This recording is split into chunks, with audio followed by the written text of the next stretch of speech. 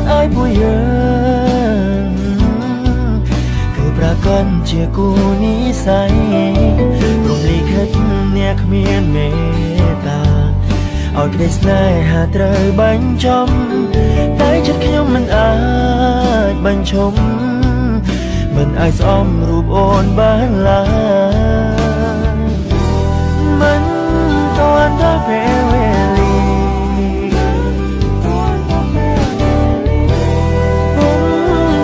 ក៏ចាចេញទៅ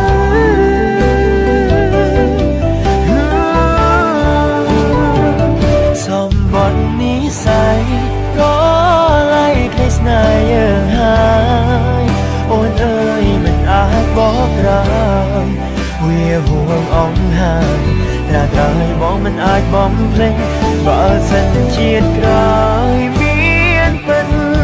សូមឲ្យជីវិតផុតរឿងបែបនេះកុំឲ្យជូរចត់ផុតរឿងកំសត់សម្បត្តិនិស្ស័យ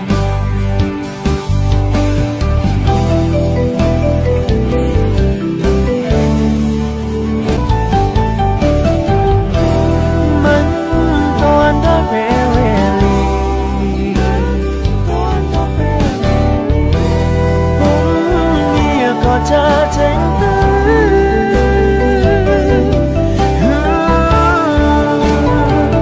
សម្បត្តិនិស្ស័យរឡៃក្តីស្នេហ៍យើងហើយអូនអើយមិនអាចបកក្រោយវាហួងអង្ហើយតែត្រូវបងមិនអាចបំភ្លេចបើសិនជាតិក្រោយមានពិតសូមឲ្យជីវិតផុតរឿងបែបនេះកុំឲ្យជូរចត់ផុតរឿងកំសត់សម្បត្តិនិស្ស័យ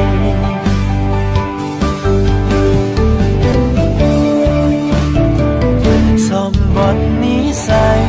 រឡៃក្តីស្នេហ៍យើងហើយអូនអើយមិនអាចបកក្រោយវាហួងអង្ហើយតែត្រូវបងមិនអាចបំភ្លេចបើសិនជាតិក្រោយមានពិតសូមឲ្យជីវិតផុតរឿងបែបនេះ